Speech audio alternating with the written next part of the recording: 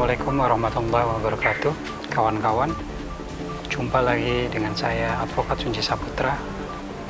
Saya berdoa agar kita senantiasa diberikan kesehatan, panjang umur, kemudahan dalam melakukan segala aktivitas, baik yang di luar ruangan maupun bekerja di rumah.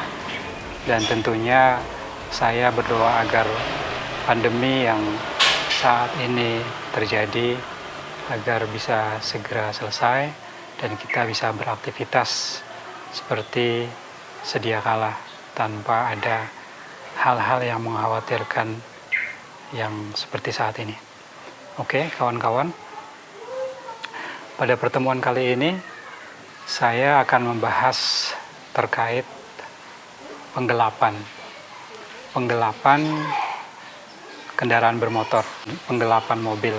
Jadi banyak terjadi para debitur dituduh melakukan penggelapan kendaraan, di mana debitur yang mengambil mobil kepada leasing karena sesuatu hal yang mendesak akhirnya menggadaikan mobilnya atau mengalihkan mobilnya kepada pihak lain. Namun dari leasing tersebut ternyata tidak terima, istilahnya seperti itu kan, karena memang di Undang-Undang Fidusia sudah diatur jelas. Jadi di sini saya sebutkan, saya bacakan ya, dalam Undang-Undang Nomor 42 Tahun 1999 tentang Jaminan Fidusia disebutkan bahwa di pasal 23 di ayat 1 dan ayat 2 ya. Di ayat 1 saya sebutkan bahwa dengan tidak mengurangi ketentuan sebagaimana dimaksud dalam pasal 21, apabila penerima fidusia setuju bahwa pemberi fidusia dapat menggunakan, menggabungkan, mencampur atau mengalihkan benda atau hasil dari benda yang menjadi objek jaminan fidusia, atau menyetujui melakukan penagihan atau melakukan kompromi atas piutang, maka persetujuan tersebut tidak berarti bahwa penerima fidusia melepaskan jaminan fidusia. Di ayat 2-nya, pemberi fidusia dilarang mengalihkan, menggadaikan, atau menyewakan kepada pihak lain benda yang menjadi objek jaminan fidusia yang tidak merupakan benda persediaan, kecuali dengan persetujuan tertulis terlebih dahulu dari penerima fidusia. Jadi penerima fidusia di sini adalah pihak leasing, pemberi fidusia adalah orang yang mengambil mobil di leasing ya. Jadi penerimanya adalah si leasing.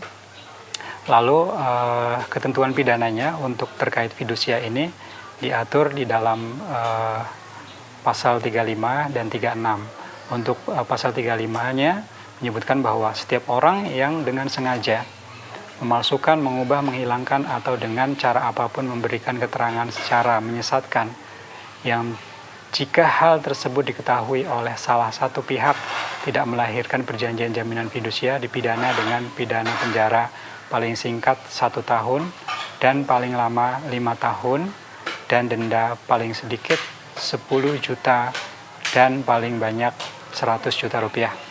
Untuk pasal 36-nya, ini ketentuan pidana terkait pengalihan hak jaminan fidusia tadi. Jadi pemberi fidusia yang mengalihkan, menggadaikan, atau menyewakan benda yang menjadi objek jaminan fidusia sebagaimana dimaksud dalam pasal 23 ayat 2 yang dilakukan tanpa persetujuan tertulis terlebih dahulu dari penerima fidusia, dipidana dengan pidana penjara paling lama 2 tahun dan denda paling banyak 50 juta rupiah. Jadi kawan-kawan, kalau seandainya ada konsumen atau debitur yang ingin mengalihkan kendaraannya ke pihak lain, jadi disarankan untuk memberitahukan kepada pihak leasing sebagai pihak yang penerima fidusia. Jadi kalau sudah ada persetujuan dari leasing, tidak masalah bendanya mau dialihkan atau bagaimana, yang penting ada persetujuan. Yang jadi masalah adalah kalau tidak ada persetujuan dari leasing. Ini yang akan dipermasalahkan oleh leasing tersebut. Jadi banyak kejadian karena telat bayar. Sebenarnya kalau nggak telat bayar nggak masalah, tapi karena telat bayar, akhirnya dari pihak leasing melalui debt collector datang ke rumah, lalu melihat bahwa ternyata tidak ada benda yang menjadi jaminan fidusia, dalam hal ini adalah mobil atau kendaraan, tidak ada di tempat. Nah, setelah diselidiki, ternyata kendaraan tersebut telah dialihkan ke pihak lain. Nah, dari sinilah leasing mendapatkan dasar bahwa telah terjadi penggelapan terkait dengan objek jaminan fidusia, seperti itu. Selain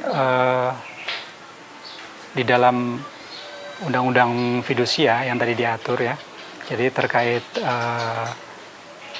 penggelapan juga diatur dijuntukan ya dengan pasal 372 KUHP.